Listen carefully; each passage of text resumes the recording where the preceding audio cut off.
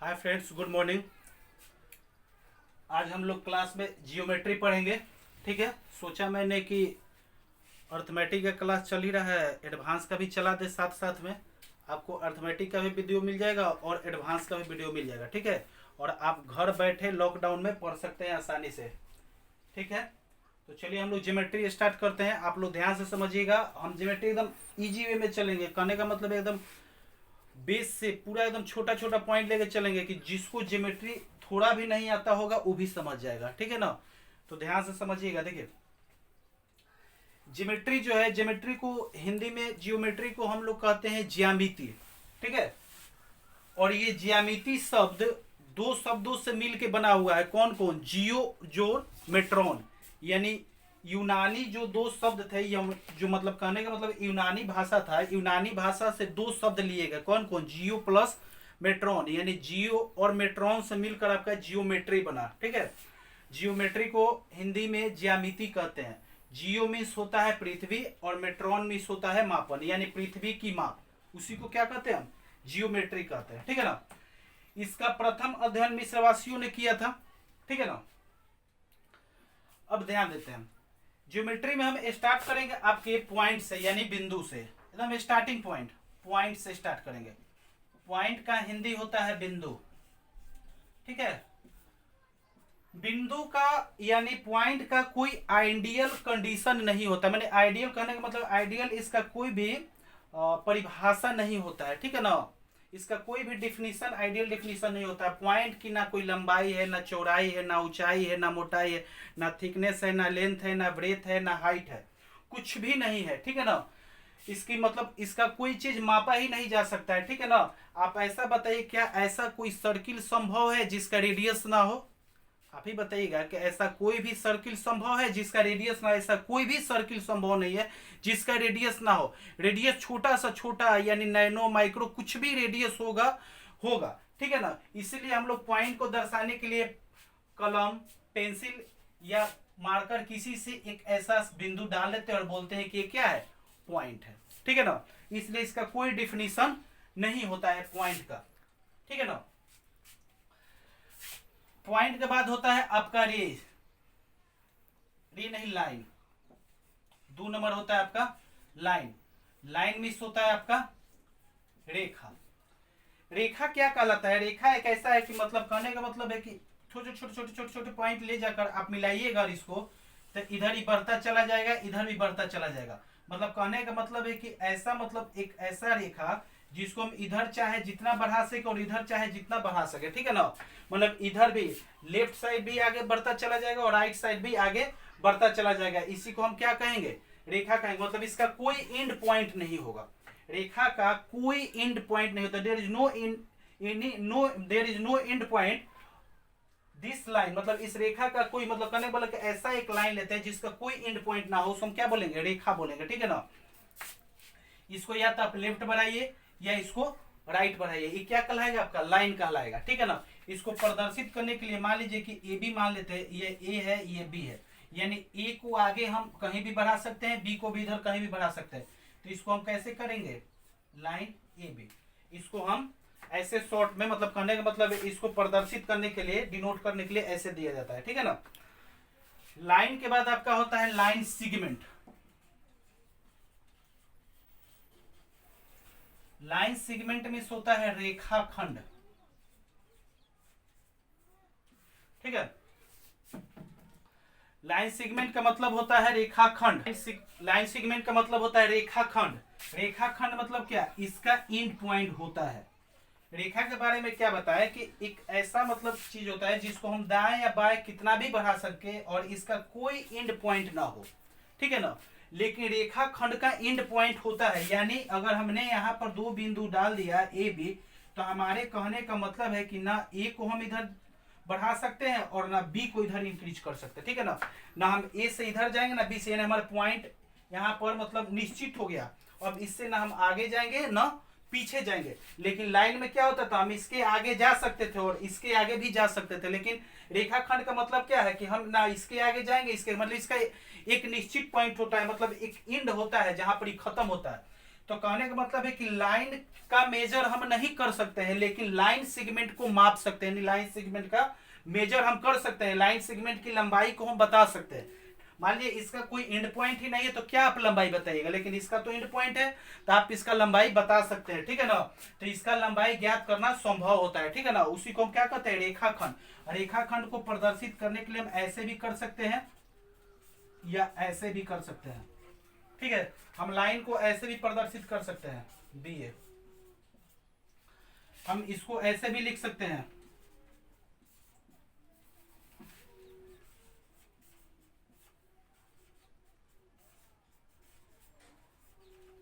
ऐसे भी लिख सकते हैं, ठीक है ना। तीसरा नंबर होता है रे। रेज में क्या होता है, किरण। इसको हम क्या बोलते हैं, रे। रे मान इसका किरण। किरण क्या होता है, किरण का मतलब होता है कि एक रेखा ऐसी जिसको एक ही तरफ बढ़ाया जा सके। एक तरफ इसका एंड पॉइंट होता है, एक तरफ इसको जितना चाहे उतना हम बढ़ा सकते हैं। एक तरफ इसका एंड पॉइंट होता है, एक तरफ हम चाहे जितना उसको बढ़ा सके, ठीक है ना। वो कहलाता है क्या, किरण कहलाती है, ठीक है ना। तो इसको प्रदर्शित करने के लिए मान लीजिए ए बी है, तो हम क्या प्रदर्शित करेंगे, किरण ए बी, ऐसे, ठीक है ना। अगर ऐसे हमको इसको दर्शाना होगा तो हम क्या लिख सकते हैं, ऐसे ए बी है तो इसको हम लिख सकते हैं ऐसे। लेकिन इसको हम ऐसे नहीं लिख सकते, ये गलत हो जाएगा, ठीक है ना। हम रेखा में और रेखाखंड यानी लाइन और लाइन सेगमेंट में इसको हम ऐसे प्रदर्शित कर सकते हैं, लेकिन किरण में हम इसको ऐसे प्रदर्शित नहीं कर सकते, यानी ए बी को बी ए लिखकर प्रदर्शित हम इंडिकेट हम नहीं कर सकते। इसलिए किरण के लिए हमको ऐसे प्रदर्शित करना होगा, ठीक है ना। जिधर घूमेगा, मान लीजिए कि रेखा इधर बढ़ रही है यानी किरण इधर बढ़ रहा है, तो हम इधर प्रदर्शित करेंगे कि यानी किरण जो है बी से ए की तरफ बढ़ रही है, इधर किरण ए से बी की तरफ बढ़ रही है, ठीक है ना। इसको नोट कर लीजिए। चलिए ध्यान दीजिए, अब पढ़ेंगे हम एंगल के बारे में। एंगल मीन्स होता है आपका कोण। एंगल मीन्स होता है कोण। कोण हम कहते किसे हैं, दो रेज, रेज या किरण, दो रे या किरण के मिलान बिंदु को हम क्या कहते हैं, एंगल कहते हैं। आपको लिखना होगा तो लिख लीजिएगा, दो रेज या किरण के मिलान बिंदु को हम कोण कहते हैं यानी एंगल कहते हैं, ठीक है ना। दो रेज या किरण के मीटिंग पॉइंट को क्या कहते हैं हम, एंगल कहते हैं यानी कोण कहते हैं। जैसे यहां से एक किरण निकली और यहां से किरण निकली और यहां पर मिलती है, तो इसको हम क्या कहेंगे, एंगल कहेंगे, ठीक है ना। इसको हम क्या कहेंगे, एंगल कहेंगे, ठीक है। एंगल के अब प्रकार जानिए कि एंगल होते क्या, कितने हैं। तो पहला एंगल ध्यान से देखिएगा, इतना एंगल आप समझ गए। अब देखिए एंगल होते कितने हैं, ध्यान से समझिएगा। एक होता है आपका समकोण। समकोण को हम अंग्रेजी में कहते हैं राइट एंगल। समकोण को हम अंग्रेजी में राइट एंगल कहते हैं, और समकोण से ही समकोण त्रिभुज बनता है, राइट एंगल ट्रायंगल, जिसको हम आगे पढ़ेंगे। अभी फिलहाल हम समकोण के बारे में जानेंगे। तो समकोण होता क्या है, तो समकोण किसको कहते हैं कि जिसका एक कोण 90 मतलब दो किरण के मिलान बिंदु 90 डिग्री का कोण अगर बनाते हो, दो रेज के मिलान बिंदु अगर 90 डिग्री का कोण बनाते हो तो उसे हम क्या कहेंगे, उसको हम समकोण कहेंगे। यानी कहने का मतलब ऐसा कोण जिसकी माप क्या हो 90 डिग्री हो, उसे हम क्या कहेंगे, समकोण कहेंगे। एकदम साधारण भाषा में जानिए, ऐसा कोण जिसकी माप, ऐसी एंगल जिसका मेजर 90 डिग्री हो, उसको हम क्या कहेंगे, समकोण कहेंगे, ठीक है ना। उसको हम क्या कहेंगे, समकोण कहेंगे। अब यहाँ पर ध्यान दीजिए, समकोण को हम ऐसे प्रदर्शित करते हैं, ठीक है ना। इसको राइट एंगल भी बोलते हैं। आगे देखिए दूसरा क्या होता है,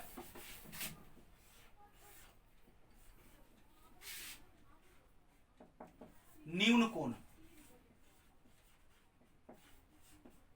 न्यून कोण, इसको क्या बोलेंगे, एक्यूट एंगल।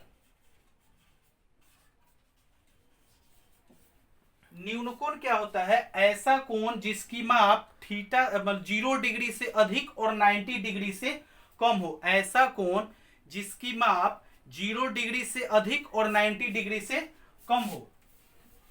ग्रेट मतलब कहने का मतलब है greater than 0 and smaller than 90।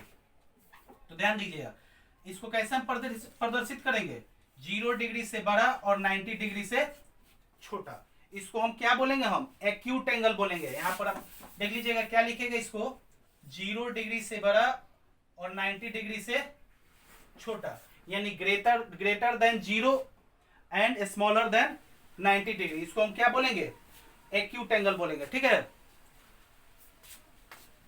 तीसरा क्या होगा हमारा, ऑब्ट्यूज।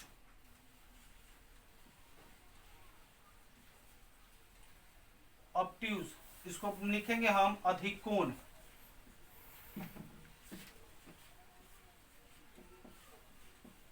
इसको हम लिखेंगे अधिकोण।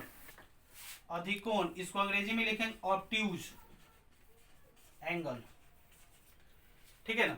तो हम लोग न्यून कोण के बारे में क्या पढ़े हैं, ऐसा कोण जिसका मतलब माप क्या हो, 0 डिग्री से अधिक और 90 डिग्री से कम। तो हम मान लेते हैं ऐसा एंगल एक थीटा होगा, मान लेते हैं एंगल थीटा है। ठीक है ना, मान लेते हैं कि एंगल हमारा क्या है, थीटा है। तो एंगल हमारा थीटा होगा, तो ये जो थीटा है इसके कहने का मतलब है कि ये थीटा जो है 0 डिग्री से अधिक है, लेकिन 90 डिग्री से क्या होगा, कम हो जाएगा।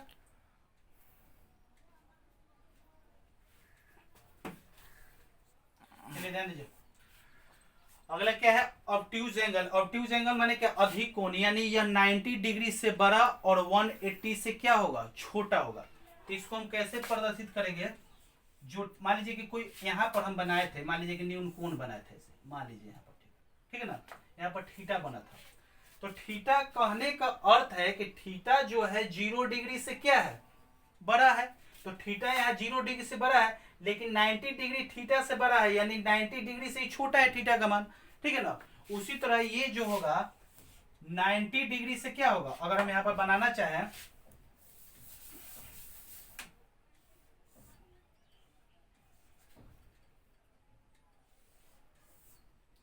अगर यहां हम बनाना चाहें तो ये हमारा क्या बनेगा, यहाँ पर जो बनेगा फिगर, ये क्या प्रदर्शित कर रहा है कि ये जो अधिकोण होता है यानी ऑब्ट्यूज एंगल होता है 90 डिग्री से क्या होता है, बड़ा होता है, और 180 से क्या होता है, छोटा होता है। ठीक है ना। समकोण क्या होता है, 90 डिग्री का बनाता है। न्यून कोण क्या होता है, माने एक्यूट एंगल क्या होता है, 0 डिग्री से बड़ा और 90 डिग्री से छोटा होता है। और ऑब्ट्यूज क्या होता है, 90 डिग्री से बड़ा और 180 से क्या होता है, छोटा होता है। ठीक है ना। चलिए आगे बढ़ते हैं। चलिए देखिए, अब होता है रिजु कोण। हम लोग मान लीजिए कि एक होता है रिजु कोण। रिजु कोण को हम सरल रेखीय कोण भी बोलते हैं। हम बोलेंगे, आप लोग लिख लीजिएगा अगर आपको बोर्ड पर साफ नहीं दिखता होगा तो।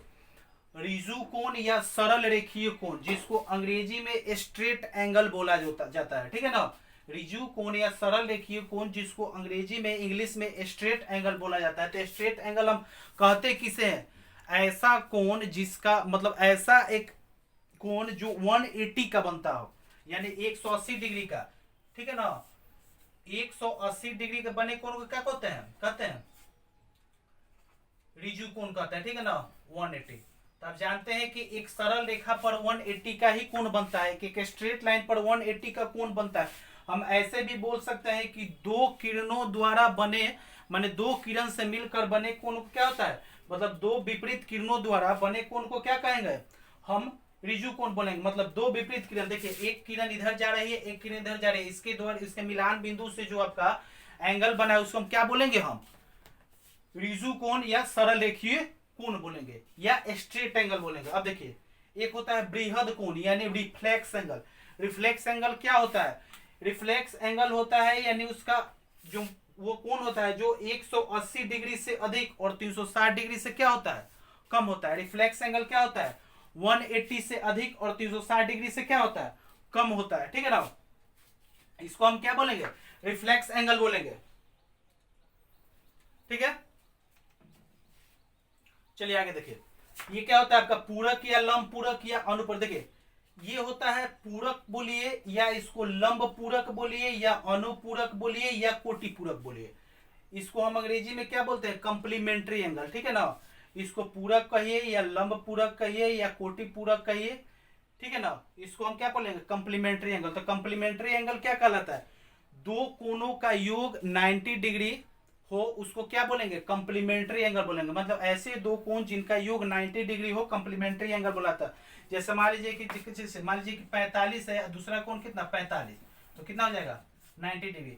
तो यानी ये दोनों कोण क्या है, कंप्लीमेंट्री एंगल है, ठीक है ना। अगर हम बोले कि एक कोण अगर 55 है, ठीक है ना, तो दूसरा कितना लेना पड़ेगा हमको, 35 लेना पड़ेगा। तो ये कितना पूरा करेगा आपका, 90 डिग्री पूरा करेगा। तो ठीक है ना, तो ये क्या हो जाएगा हमारा, कंप्लीमेंट्री एंगल हो जाएगा, ठीक है ना। और समपूरक क्या कहलाता है, समपूरक को समपूरक या रिजु पूरक या सरल पूरक कहते हैं। तो इसका कहने का मतलब दो कोणों का योग 180 डिग्री होना चाहिए, ठीक है ना। तो दो कोणों का योग अगर 180 डिग्री है तो इसको सप्लीमेंट्री एंगल बोलेंगे, या समपूरक या रिजु पूरक या सरल पूरक। आपको एग्जाम में कुछ भी मतलब पूछा जा सकता है। इस एग्जाम में आपका अंग्रेजी भी होता है, तो अंग्रेजी वाला देखिए, तो अंग्रेजी में इसका मीनिंग एक ही होता है, लेकिन हिंदी में इसको अनेक तरह से बोल सकते हैं। समपूरक भी बोल सकते हैं, रिजु पूरक भी बोल सकते हैं, सरल पूरक भी बोल सकते हैं, ठीक है ना। तो ऐसा कोण जिस मतलब ऐसे दो कोण जिनका योग क्या हो 180 हो उसको क्या बोलेंगे हम, समपूरक बोलेंगे। ऐसे दो कोण जिनका योग 90 डिग्री उसको क्या बोलेंगे, पूरक या लंब पूरक बोलेंगे। बृहद कोण क्या 180 डिग्री से अधिक और 360 डिग्री से कम को हम बृहद कोण बोलेंगे, ठीक है ना। जैसे मान लीजिए कि हमको यही दर्शाना है, तो यहाँ से कर देंगे। मान लीजिए हमको पूरक कोण को दर्शाना था तो कैसे करते हैं, मान लीजिए कि एक बनता है यहाँ पर हमारा 55 डिग्री, ऐसे बना देते हैं। ये बनता है हमारा 55 डिग्री का और ये बनता है हमारा 35 डिग्री का। तो ये दोनों एंगल क्या होंगे हमारे, एक दूसरे के क्या होंगे, पूरक होंगे। क्योंकि अगर हम इन दोनों को ऐड करें तो हमारा क्या होगा, कितना मिलेगा, 90 डिग्री मिलेगा, ठीक है ना। इसी तरह करेंगे, इसको नोट कर लीजिए, आगे बढ़ते हैं। चलिए एक क्वेश्चन करते हैं इसी पर। एक कोण अपने पूरक से 20 डिग्री कम है तो उसका माप क्या होगा। एक एंगल है जो है, तो अपने कंप्लीमेंट्री से कितना मैक्सिमम मतलब मिनिमम है, मतलब स्मॉलर देन कितना है 20 डिग्री, तो उसका माप क्या होगा, मेजर पूछ रहा है। तो मान लेते हैं कि उसका माप कितना था, x डिग्री, ठीक है ना। वो x डिग्री का कोण था जो अपने पूरक से था, इसका पूरक क्या होगा। तो हम जानते हैं दो कोणों का जोग 90 डिग्री कहलाता है पूरक। तो आप मान लीजिए कि दो कोण ऐसा बनता होगा x degree plus y degree equal to 90 degree, मान लीजिए बनता होगा। तो हमने इसमें एक को x माना है, तो दूसरा क्या बनेगा हमारा y डिग्री का मान होगा, जो हम क्या लिखेंगे 90 डिग्री माइनस x, यानी इसका कंप्लीमेंट्री क्या होगा आपका 90 डिग्री माइनस x। तो मान लीजिए कि ये जो x है अपने कंप्लीमेंट्री से कितना कम है 20 डिग्री, यानी इसका कंप्लीमेंट्री इससे 20 डिग्री ज्यादा है। तो इसमें से हम क्या करेंगे, इसको घटाएंगे तो कितना मिलेगा यहाँ पर 20 डिग्री। अब बताइए कितना हो जाएगा, -2x, इधर हो जाएगा तो कितना हो जाएगा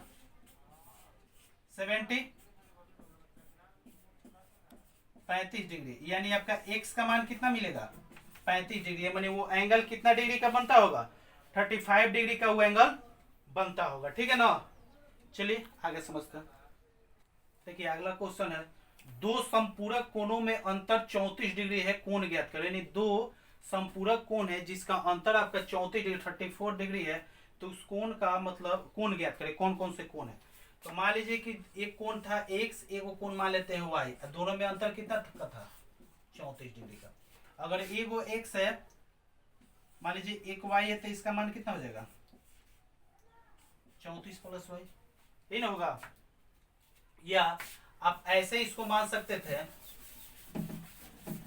इसमें इनमें कितना का डिफरेंस है 34 का, ठीक है ना। तो मान लीजिए एक कोण था x, एक था x प्लस 34, ठीक है ना। एक कोण उसमें से क्या था, एक था x, एक था कितना 34 था। यानी कहने का मतलब था कि y माइनस एक्स करके आप मतलब आप डायरेक्ट भी ऐसे सोच सकते हैं, इतना नहीं सोचना कि छोटा क्वेश्चन है।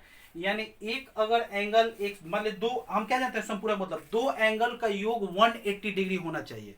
तो मान लीजिए कि एक है x, एक वो इससे कितना है 34 डिग्री, मतलब दोनों का अगर अंतर लेते हैं तो 34 डिग्री मिलता है, यानी एक कितना है 34 डिग्री है। यानी अगर हम दोनों का अंतर लेते हैं तो कितना मिलता है 34 डिग्री मिलते हैं, यानी एक कितना है 34 डिग्री है। कहने मेरा x प्लस 34 डिग्री है, एक x है और एक क्या है x प्लस 34 डिग्री। अगर हम दोनों को ऐड करते हैं तो हम जानते हैं कि दो संपूरक कोणों का योग कितना होता है 180 होता है। इसका हो जाएगा 2x, ये माइनस होगा तो कितना हो जाएगा 146, काटते हैं तो कितना 2 7 14 2 3 6, यानी x का मान 73 डिग्री, और दूसरा कितना इससे 34 डिग्री अधिक, यानी x प्लस 34, यानी 73 प्लस 34, यानी 7 7 107। ठीक है ना, एक कितना का बनेगा, एक 107 का बनेगा, एक बनेगा 73 डिग्री का। दोनों का डिफरेंस लीजिएगा तो कितना आ जाएगा 34 डिग्री। देखिए इससे ये 34 डिग्री अधिक है। चलिए आगे देखते हैं। चलिए ध्यान दीजिए, अब देखिएगा दो स्ट्रेट लाइन है, ठीक है ना, दो हमारे पास स्ट्रेट लाइन है। अगर दो स्ट्रेट लाइन को एक तीसरी लाइन अगर इसे भिन्न भिन्न पॉइंट्स पर, मैंने डिफरेंट पॉइंट्स पर अगर इसको कट करती है, ठीक है ना, तो इसको बोलते हैं ट्रांसवर्सल लाइन। ट्रांसवर्सल लाइन यानी तिर्यक रेखा। ये आपका स्ट्रेट लाइन दो भी हो सकता है, दो से अधिक भी हो सकता है। तो कहने का मतलब दो या दो से अधिक स्ट्रेट लाइन को जब एक तिर्यक रेखा काटती है, यानी ट्रांसवर्सल मतलब एक लाइन जो तीसरी लाइन होती है, इसको अगर भिन्न भिन्न पॉइंट्स पर अगर कट करती है तो इसे हम क्या बोलेंगे, तिर्यक रेखा बोलेंगे या ट्रांसवर्सल लाइन बोलेंगे। और ये दोनों पैरेलल हो। पैरेलल में समझते हैं, पैरेलल में होता है समानांतर, यानी ऐसे दो लाइन जिनको हम आगे कितना भी बढ़ा दे कहीं पर भी ये जाके मिले नहीं, यानी इसको हम जितना भी बढ़ा दे ये कहीं जाकर एक दूसरे को काटे नहीं, ठीक है ना, तो इसको क्या बोलेंगे, पैरेलल लाइन बोलेंगे। ठीक है ना, एक दूसरे को कहीं भी नहीं काटना चाहिए। इसका मतलब क्या, इनकी दोनों के बीच के कहीं से भी अगर हम ऊंचाई ले यानी हाइट ले तो सेम ही होना चाहिए। अगर यहाँ से अगर हाइट इसका 14 है तो यहाँ से यहाँ तक भी हाइट इसका 14 ही होना चाहिए।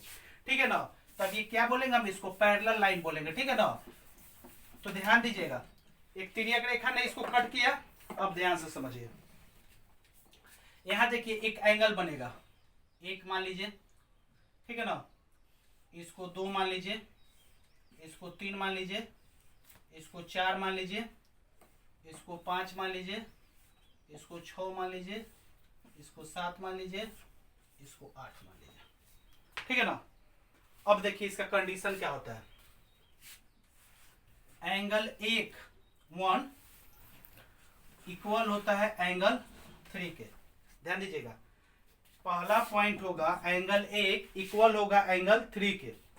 दूसरा पॉइंट क्या होगा,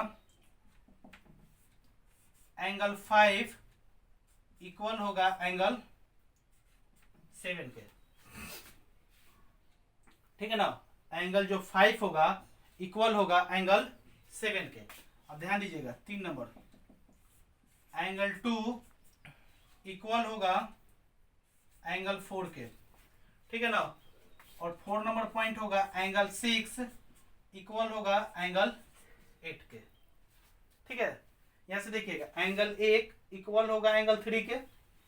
ठीक है ना, एंगल 5 इक्वल होगा एंगल 7 के, एंगल 2 इक्वल होगा एंगल 4 के, एंगल 6 इक्वल होगा एंगल 8 के। ठीक है ना, एक बार इसको नोट कर लीजिए, हो गया, आप लोगों ने स्क्रीनशॉट ले लिया होगा। अब देखिए ये इक्वल होता है किस कैसे, क्रॉसपोंडिंग एंगल से, CORRESPONDING, क्रॉसपोंडिंग एंगल से ये 1 इक्वल होता है 3 के, 5 इक्वल होता है 7 के, 2 इक्वल होता है 4 के, 6 इक्वल होता है 8 के। क्रॉसपोंडिंग एंगल का हिंदी होता है संगत कोण। ठीक है नो, संगत कोण। ठीक है, अब देखिए एक दूसरा होता है आपका alternate interior angle, alternate interior angle, इसको हम हिंदी में बोलेंगे एकांतर अंतः कोण।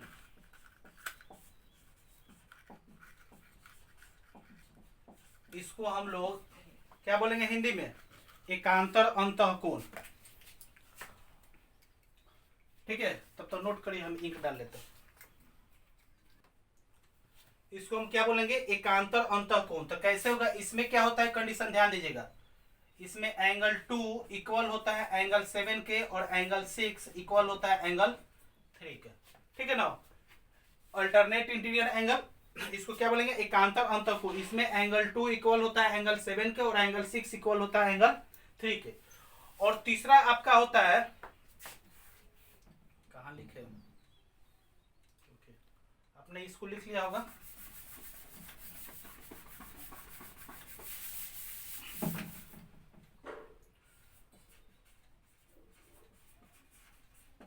कंसेक्यूटिव इंटीरियर एंगल, क्रमागत अंतःकोण। ये क्या होगा, कंसेक्यूटिव इंटीरियर एंगल यानी क्रमागत अंतःकोण, ठीक है ना।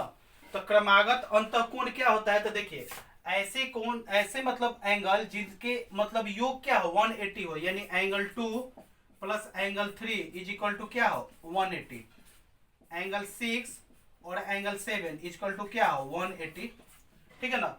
ऐसे दो एंगल जिनका योग क्या हो 180 डिग्री हो, जैसे क्रमागत है, क्रम से है, यहाँ पर 2 3, यहाँ पर देखिए यहाँ क्रम से आएंगे, ठीक है ना। तो यानी इसको क्या बोलेंगे हम, क्रमागत अंतःकोण यानी कंसेक्यूटिव इंटीरियर एंगल, ठीक है ना। आप लोग तीनों समझ गए कि हम लोग कॉरस्पॉन्डिंग एंगल किसे कहते हैं, अल्टरनेट इंटीरियर एंगल किसे कहते हैं, और कंसेक्यूटिव इंटीरियर एंगल किसे कहते हैं।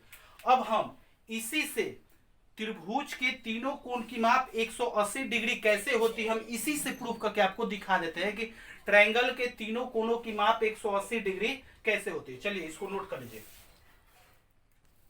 चलिए ध्यान दीजिए। अब हम आपको बताते हैं कि त्रिभुज के तीनों कोणों का योग 180 डिग्री क्यों होता है, ठीक है ना। ध्यान दीजिए,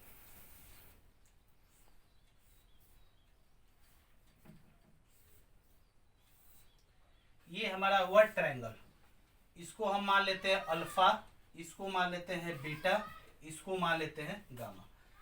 हम लोग जानते हैं कि किसी भी त्रिभुज के तीनों कोण का योग क्या होता है 180 डिग्री होता है, ठीक है ना। हम लोग आज तक जानते थे, ठीक है ना।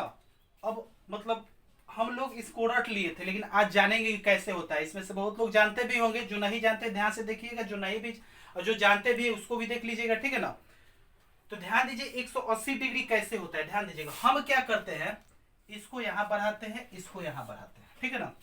डॉट डॉट देकर बढ़ा दीजिए, हमने इसको यहां बढ़ाया, हमने इसको यहां बढ़ाया, और यहां पर इसके पैरेलल हमने एक शीर्ष से यहां पर एक रेखा खींच ली, मैंने एक लाइन खींच ली, ठीक है ना। इसके समानांतर खींच लिया, ठीक है ना। अब ध्यान दीजिएगा, ध्यान से समझिएगा, इसको अगर हम मिला दें,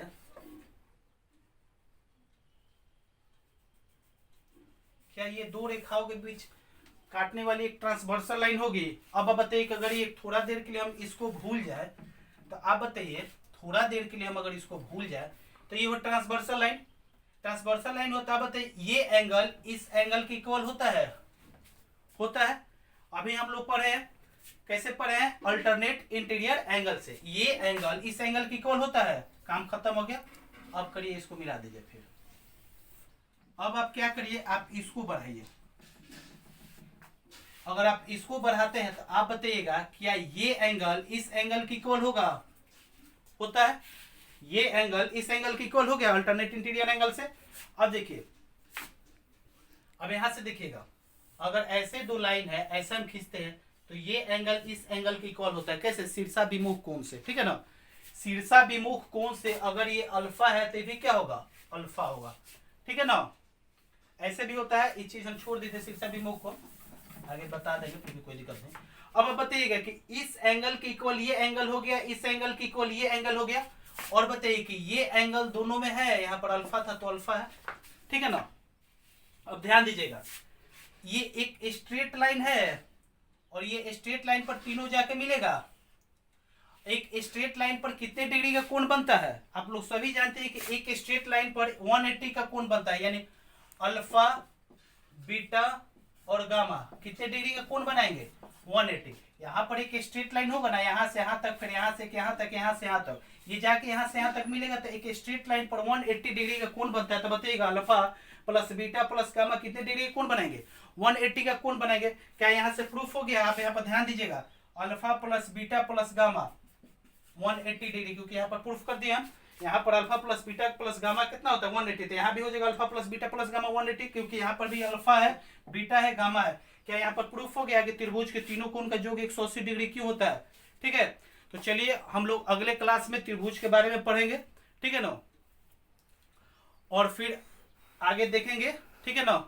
और आप लोग इस वीडियो को देखिएगा, आप लोग कैसा लगा कमेंट करिएगा, और देखिएगा जरूर। हम आपको ज्योमेट्री का मतलब डर खत्म कर देंगे, जो आपको ज्योमेट्री एडवांस में डर लगता है वो डर आपका खत्म हो जाएगा, ठीक है ना। एकदम इजी से हाई ले जाएगा, नीचे से ऊपर लेंगे, एक एक पॉइंट आपको बताएंगे जो आपको कहीं मतलब दिक्कत ना हो, ठीक है ना। लेकिन आप वीडियो को शुरू से अंत तक जरूर देखिएगा, ठीक है ना। चलिए तब तक विदा लेते हैं, बाय।